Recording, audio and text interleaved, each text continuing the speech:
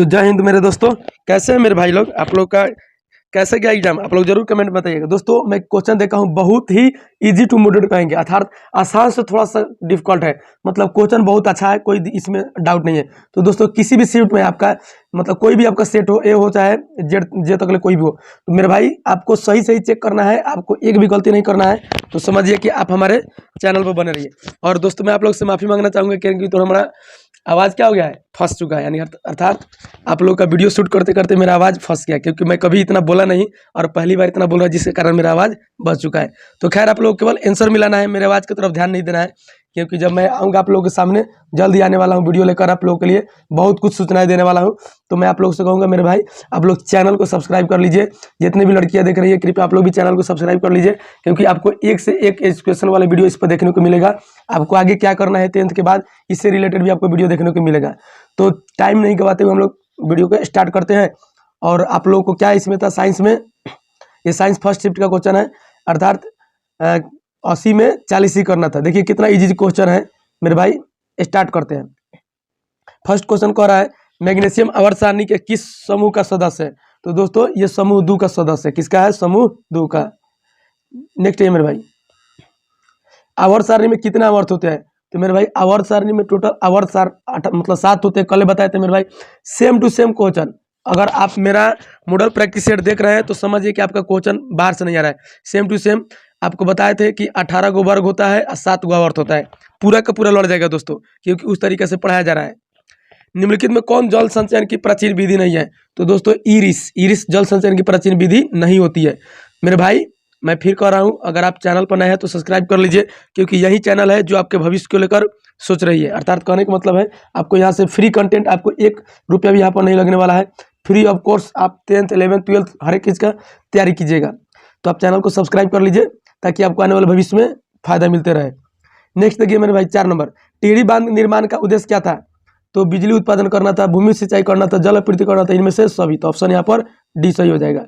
Next है मेरे भाई, अवशिष्ट प्रबंध की नई अवधारणा क्या है। तो अवशिष्ट मतलब पुनः उपयोग करना है, पुनः चक्रण करना है, इसके अवशिष्ट में कमी करना है। बहुत बढ़िया, ऑप्शन डी हो जाएगा, सभी हो जाएगा इनमें से। निम्नलिखित में नवीकरणीय संसाधन कौन होता है। तो दोस्तों आप लोग जानते हैं नवीकरणीय संसाधन जो जिसका इस्तेमाल करते रहे हम लोग और पुनः मतलब वो मतलब मिलते रहे। तो वन है, वन काटिएगा फिर मतलब नया वन जंगल रोप देंगे तो आ जाएगा। तो ऑप्शन यहाँ पर 20 सही हो जाएगा। निम्नलिखित में कौन बायोगैस का मुख्य घटक है। तो दोस्तों बायोगैस का मुख्य जो घटक होता है मीथेन होता है। कौन होता है? मीथेन। नेक्स्ट है मेरे भाई, पेप्टिक अल्सर हो जाता है। देखिए पेट में जो अल्सर होता है, तो दोस्तों अगर भोजन मतलब आप लंबे समय तक नहीं कर रहे हैं तो आपका पेट में अल्सर हो जाएगा। नेक्स्ट है, किरणों के समूह को क्या कहते हैं। तो मेरे भाई किरणों के समूह को प्रकाश पुंज भी कहते हैं, प्रकाश का किरण पुंज भी कहते हैं। इसलिए यहाँ पर ऑप्शन आपका यहाँ पर सी हो जाएगा, दोनों हो जाएगा। नेक्स्ट है, प्रकाश की किरणें गमन करती है, कैसे गमन करती है मेरे भाई। तो हम हमेशा देखिए ये बहुत इजी क्वेश्चन है, सीधी रेखा में कैसे गमन करती है, सीधी रेखा में। नेक्स्ट है, अवतल दर्पण किस प्रकार का दर्पण है। तो दोस्तों अवतल दर्पण को हम लोग अपसारी दर्पण कहते हैं, उत्तल को अभिसारी कहते हैं। नेक्स्ट है मेरे भाई, कार की हेडलाइट में किस दर्पण का उपयोग किया जाता है। तो मेरे भाई अवतल दर्पण का हेडलाइट में और साइड मिरर में उत्तल दर्पण का प्रयोग किया जाता है। इससे इजी क्या हो सकता है मेरे भाई, चैप्टर 1 से इसमें क्वेश्चन टकरा रहा है। अवतल दर्पण की फोकस दूरी क्या होती है। तो दोस्तों अवतल दर्पण की फोकस दूरी धनात्मक होती है। क्या होती है? धनात्मक। आप जो भी मेरे भाई एग्जाम दिए और जो भी बच्चा मुझसे पढ़ा है, समझिए वो क्वेश्चन का गर्दा उड़ा दे रहा है सब, ठीक है। कारण कि सब पढ़ाया गया है। किस दर्पण से हमेशा वस्तु का छोटा प्रतिबिंब बनता है। मेरे भाई उत्तल दर्पण से। एक चैप्टर से इतना क्वेश्चन समझ लीजिए। वायु में प्रकाश की चाल निर्वात की अपेक्षा क्या होती है। दोस्तों वायु हो चाहे निर्वात हो, प्रकाश की चाल हमेशा क्या होती है, समान होगी। नेक्स्ट है, प्रकाश द्वारा प्रदर्शित कौन सी घटना तारों को टिमटिमाहट में प्रदर्शित होती है। तो दोस्तों प्रकाश का अपवर्तन के द्वारा क्या होता है, तारे हमारे पास ऐसा लगता है कि टिमटिमा रहा है। किशोरावस्था में होने वाले परिवर्तन को क्या कहते हैं। तो मेरे भाई किशोरावस्था में होने वाले परिवर्तन को प्यूबर्टी के नाम से जानते हैं। क्या जानते हैं? प्यूबर्टी। नेक्स्ट है, निम्नलिखित में कौन परिवार नियोजन साधनों में प्रयुक्त एक प्रभावी उपाय है। तो दोस्तों डायफ्राम होता है, कंडोम होता है, कॉपर्ट या लूप होता है। तो इसमें से ऑप्शन आपका डी हो जाएगा, नहीं सभी हो जाएगा। नेक्स्ट है मेरे भाई, एटाविज्म का क्या अर्थ होता है। तो दोस्तों एटाविज्म का क्या अर्थ होता है, संतति में जनकों के गुणों का आना, यानी जो आपके पिता है चाहे जो भी जनक होते हैं उसके गुण का आना ही हम लोग एटाविज्म कहते हैं। किस जीव की जीनी संरचना कहलाती है? किसी जीव के जीनी संरचना जीनोटाइप कहलाती है। क्या कहलाती है दोस्तों? जीनोटाइप। प्रकृति चयन द्वारा जीवों का विकास क्या कहलाता है? डार्विनवाद कहलाता है। क्या कहलाता है? डार्विनवाद। आप लोगों को पता है। जय आवर्धन प्रदर्शित करने वाला रसायन है तो दोस्तों डीडीटी। कौन हो जाएगा? डीडीटी। दोस्तों यहाँ पर मैं तीनों ऑप्शन बता के आप लोगों का टाइम वेस्ट नहीं करूंगा, फटाफट अंदाजे में बताते चलूंगा। प्राथमिक उपभोक्ता क्या कहलाते हैं? तो प्राथमिक उपभोक्ता के दोस्तों हम लोग जानते हैं शाकाहारी कहलाते हैं, मांसाहारी द्वितीय और तृतीय दोनों में आ जाएगा। नेक्स्ट है मेरे भाई, सीएफसी का व्यापक उपयोग होता है किसमें होता है? जेट इंजनों में, रेफ्रिजरेटरों में, एयर कंडीशनर, ऑप्शन डी सभी में। नेक्स्ट है मेरे भाई, लेंस की फोकस एवं क्षमता हो तो दोस्तों हम जानते हैं लेंस की फोकस एवं क्षमता क्या होता है? P बराबर 1/A बराबर 1/P। दोस्तों यहाँ पर P बराबर 1/F। जो फोकस क्षमता होती है क्या होता है? वही फोकस का व्युत्क्रम होता है। तो यहाँ पर जब F इधर आएगा तो P गुने F बराबर 1, तो ऑप्शन यहाँ पर आपका B हो जाएगा। F इधर है तो इधर है, कोई दिक्कत नहीं है। नेक्स्ट है मेरे भाई, कैमरे का कौन सा भाग आंख के रेटिना की तरह कार्य करता है? तो फिल्म। कौन हो जाएगा दोस्तों? फिल्म। एक स्वस्थ मानव नेत्र के लिए निकट बिंदु तथा दूरबिंदु, तो निकट बिंदु 25 सेंटीमीटर और दूरबिंदु अनंत होता है मेरे भाई। सेम टू सेम क्वेश्चन जो मैं पढ़ाया हूं दोस्तों उसी से आया है। एक सेट से आपका 20-25 क्वेश्चन डाउट हुआ है, मतलब समझिए कि एक सेट से 20-25 क्वेश्चन आपका क्लियर हो गया। चंद्रमा पर खड़े अंतरिक्ष यात्री को आकाश का रंग कैसा प्रतीत होता है? दोस्तों चंद्रमा पर रहिएगा तो आकाश का रंग काला प्रतीत होगा। कैसा प्रतीत होगा मेरा भाई? काला प्रतीत होगा। नेक्स्ट है, नेत्र की समझन क्षमता कम हो जाने से क्या उत्पन्न होगा? तो जरा दृष्टि दोष उत्पन्न होगा मेरे भाई। क्या हो जाएगा? जरा दृष्टि दोष। नेक्स्ट है, किसी चालक की प्रतिरोधकता का मात्रा क्या होता है? ओम मीटर होता है दोस्तों। क्या होता है? ओम मीटर। नेक्स्ट है मेरे भाई, एक जूल में कितनी कैलोरी होती है? दोस्तों 0 होता है 0.24 कैलोरी होता है। तो आप यहाँ तक 25 के साथ चल सकते हो, नहीं तो 23 के साथ। तो मेरे अनुसार 23 के साथ चलिए या 25, दोनों तो सही है। अब देखिए इसमें बोर्ड वाला क्या चक्कर आ रहा है। अब 25 मारे तो वो सही है, 23 मारे तो भी आप सही है। डाउट में नहीं रहेगा क्योंकि बोर्ड वाला को आसपास कहीं ना कहीं दोनों को उठाना पड़ेगा। विद्युत बल्ब में फिलामेंट निम्नलिखित किस धातु का होता है? इससे इजी क्या हो सकता है मेरे भाई? टंगस्टन का बना होता है। किसका बना होता है? टंगस्टन का। दोहरा परिसंचरण नहीं पाया जाता दोस्तों पक्षी और स्तनधारी। तो स्तनधारी आप लोग जानते हैं मनुष्य है, पक्षी है। तो दोस्तों दोहरी परिसंचरण क्या हो जाएगा? मछली में नहीं होगा। नेक्स्ट है, यूरिया रक्त में कहाँ से प्रवेश करती है? तो यूरिया रक्त में यकृत से प्रवेश करती है। कहाँ से प्रवेश करती है? यकृत से, लीवर से। ग्लूकोज का पुनर्अवशोषण कहाँ होता है? तो मेरे भाई पीसीटी में होता है। कहाँ होता है? पीसीटी में। ऑप्शन सही मिलाइए फटाफट। विभिन्न क्रियाओं के फलस्वरूप बने हानिकारक पदार्थ के शरीर में बाहर निकलने के तंत्र को कहते हैं, क्या कहते हैं? उत्सर्जन तंत्र कहते हैं। बोले मेरे भाई क्या बोलते हैं? उत्सर्जन तंत्र। मेरुरज्जु के आघात से क्या हो सकता है? तो दोस्तों अगर आपके पीठ के मेरुरज्जु आघात हो गया, ठीक है, तो समझ जाइए स्पाइनल कॉर्ड आपका जो इंजरी हो गया तो आप पैरालिसिस के शिकार हो सकते हैं। आप काम नहीं करेगा क्योंकि मेन नस उसी से जुड़ा रहता है। मनुष्य के शरीर के सबसे बड़ी ग्रंथि क्या होता है? आप जानते हैं लीवर होता है। पादप हार्मोन कहलाते हैं। पादप हार्मोन को दोस्तों हम लोग फाइटो हार्मोन कहते हैं। क्या बोलते हैं? Phyto hormone. पत्तियों द्वारा कायिक प्रवर्धन का उदाहरण है, क्या हो जाएगा? पत्ती का जो देखिए कायिक प्रवर्धन तो गुलाब में भी होता है, आलू में भी होता है, लेकिन पत्ता से क्या होता है? तो ब्राइफाइलम होता है। तो ऑप्शन यहाँ पर डी हो जाएगा। अम्ल का जलीय विलयन विद्युत का संचालन करते हैं क्योंकि अम्ल जल में आयनित हो जाता है। क्या हो जाता है? आयनित हो जाता है और H+ आयन देता है। मेरे भाई फिर मैं आप लोग को बता दूं, जितने भी भाई बहन वीडियो को देख रहे हैं कृपया आप लोग चैनल को सब्सक्राइब कर लीजिए क्योंकि एजुकेशन से रिलेटेड 11th 12th चाहे कॉम्पिटिटिव का एग्जाम हो, चाहे ITI का तैयारी कराने जा रहे हैं, चाहे किसी भी प्रकार का जॉब का जो भी सूचना आता है, तो सब समझ लीजिए कि आपके लिए एक ही रास्ता है। बस आप यहाँ पर आइएगा हमारे चैनल के माध्यम से, हर एक कुछ सूचनाएं जो आपके क्लास से रिलेटेड हो, पढ़ाई से रिलेटेड हो, आपको मिल जाएगा। आपको कहीं जाने की आवश्यकता नहीं होगा मेरे भाई। तो चैनल को सब्सक्राइब कर लीजिए। नेक्स्ट है मेरे भाई, निम्नलिखित में कौन गंधीय सूचक नहीं है? तो दोस्तों शकरकंद गंधीय सूचक नहीं होता है। शकरकंद में गंधीय सूचक नहीं होता है। चींटी के डंक में कौन सा अम्ल पाया जाता है? तो चींटी के डंक दोस्तों, चींटी को हम लोग मार के फाड़ देते हैं, यानी फार्मिक अम्ल। तो फार्मिक अम्ल का ही नाम होता है मेरे भाई मेथनोइक अम्ल। क्या होता है? मेथनोइक अम्ल। नेक्स्ट है, निम्नलिखित में किसको जल में डुबो कर रखते हैं? तो दोस्तों श्वेत फास्फोरस को जल में रखते हैं। नेक्स्ट है मेरे भाई, कोचर कोई हार्ड नहीं है मेरे भाई, इजी है, इजी कोचर। अयस्क में अशुद्धि के रूप में उपस्थित पदार्थ क्या कहलाते हैं? अयस्क में उपस्थित अशुद्धि गैंग कहलाते हैं। क्या कहलाते हैं? गैंग। निम्नलिखित में किस धातु को चाकू से आसानी से काटा जा सकता है? दोस्तों ये 75 साल तो नहीं कहेंगे लेकिन 75 बार पूछा होगा। सोडियम।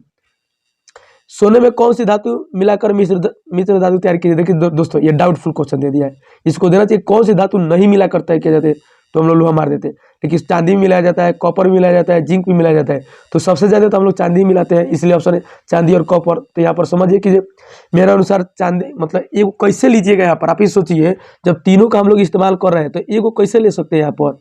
तो कहीं ना कहीं ये डाउटफुल क्वेश्चन डाला है बोर्ड वाला, इसको क्लियर करेगा। और आप लोग इतना जान लीजिए, यहाँ चांदी हो सकता है, कॉपर भी हो सकता है और जिंक भी हो सकता है।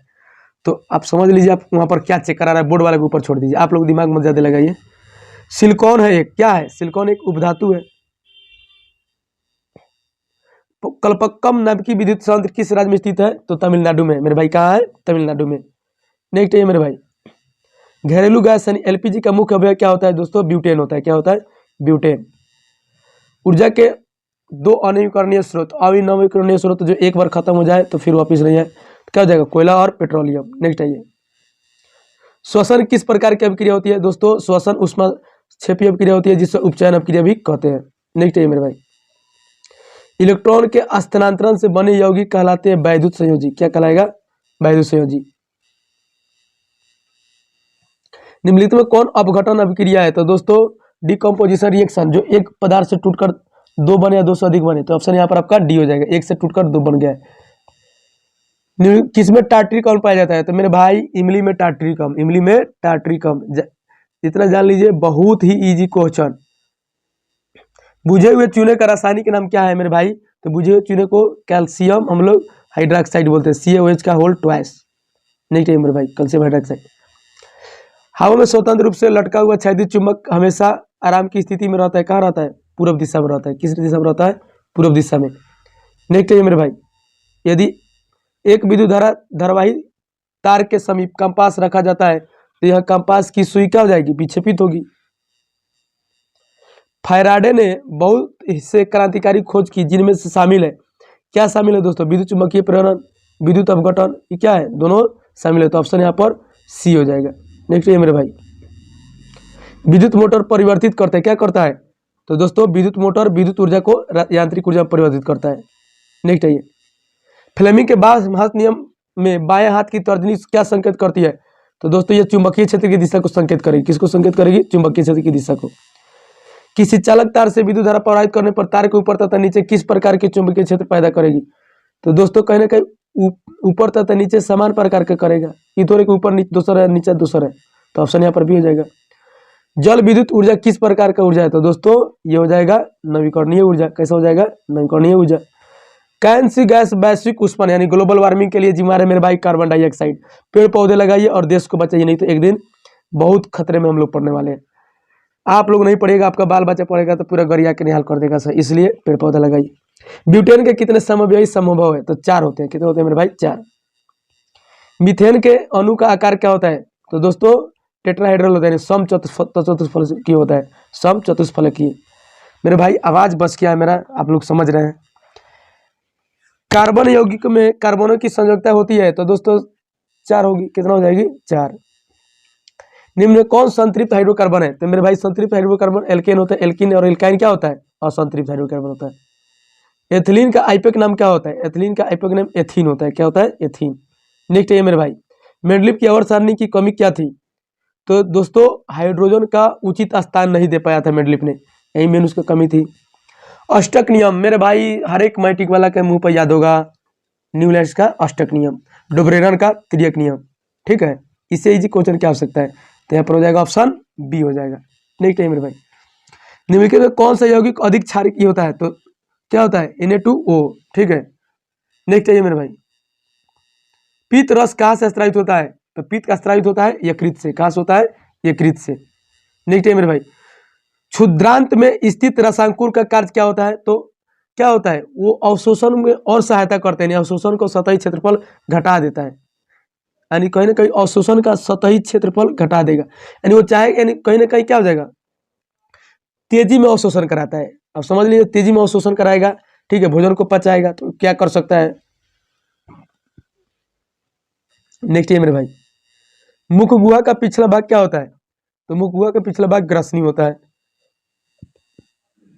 बाहरी वातावरण से कोशिका के ऑक्सीजन का स्थानांतरण और कार्बन डाइऑक्साइड को हटाना कहलाता है दोस्तों श्वासोच्छ्वास। क्या कहलाएगा? श्वासोच्छ्वास। प्रकाश संश्लेषण में ऑक्सीजन का मूल स्रोत क्या है? तो प्रकाश संश्लेषण में जब जल बाहर आता है तो दोस्तों इसी के साथ ऑक्सीजन भी बाहर आता है।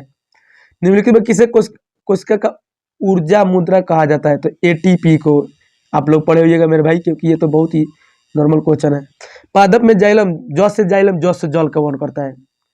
ठीक है, इससे ट्रिक है मेरे भाई।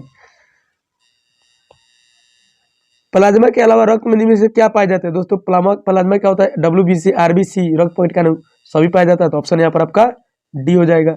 नेक्स्ट है मेरे भाई, देख लीजिए यहाँ पर आप लोग जो क्वेश्चन लिखे ग्रह के टिमटिम आते हैं निरपेक्ष A to Z। दोस्तों मेरा जो ऑफलाइन संस्थान चलता है वहाँ पर ऐसा, इसमें कोई ऐसा क्वेश्चन नहीं है जो मतलब बच्चा नहीं लिख पाया हो। समझिए धुआं उड़ा दिया होगा सब पेपर का। अब रह गया बात रिजल्ट आएगा तो हम लोग को इस यहाँ पर इस चैनल के माध्यम से हम लोग बता देंगे कि कितना कितना रिजल्ट मेरे बच्चे लाए। पूरा वीडियो आएगा, आप लोग देख लीजिएगा। तो मेरे भाई ये आप लोगों को काम करना है, ठीक है, कि जो ऑब्जेक्टिव मिलाए हैं उसको आप लोग गन करके करेक्ट करके रख लेना है, ताकि जब आप बाद में रिजल्ट आए तो आप पता कर सके कितना आपके पास सही है, कितना आपका गलत है, और नंबर कम मिला कि ज़्यादा मिला, ताकि आप लोग रीचेक कर, अगर कुछ कमी बेसी होता है दोस्तों तो रीचेक कराने के लिए आप तैयार रहिएगा। क्योंकि आपके साथ बोर्ड कुछ भी कर सकता है, हो सकता है आपका रिजल्ट ज़्यादा जा रहा है तो कम करने के लिए आजकल घूसखोरी का बिहार में तो एग्जाम का पेपर वायरल हो जा रहा है। इसका पेपर क्या है मेरे भाई? तो बहुत ऐसे टीचर है जो चोरी करा रहे हैं बच्चों को। तो कहीं ना कहीं ये बच्चों के साथ नाइंसाफी है। जो मेहनत कर रहे हैं, जो पढ़ रहे हैं, वो चोरी करके क्या करेंगे? आगे चोर ही बनेंगे। तो ऐसा नहीं करना है, आप लोगों को मेहनत के दम पर आगे बढ़ना है। मेरे भाई चैनल पर नए हैं तो चैनल को सब्सक्राइब कर लीजिए, क्योंकि इस चैनल के माध्यम से आपको एजुकेशन से रिलेटेड वीडियो मिलते रहेगी। और आगे भी आपको क्या करना है, कैसे तैयारी करना है, भविष्य में क्या लेना है, इस प्रकार की वीडियो आपको देखते रहना है। और हर एक क्लास का वीडियो आपको यहाँ से आपको फ्री कोर्स कराया जाएगा, ताकि आप उसका फायदा उठा सकें। तो मिलते हैं दोस्तों अगले वीडियो में, तब तक थैंक यू। फिर हम लोग शाम वाला शिफ्ट का है, कोई भी आपका दोस्त अगर शाम वाला शिफ्ट में तो आप इस चैनल को सब्सक्राइब करके बता दीजिए, यहाँ से चेक कर ले, क्योंकि यहाँ पर 100% जेन्युइन क्वेश्चन को चेक कराया जाता है। थैंक यू दोस्तों।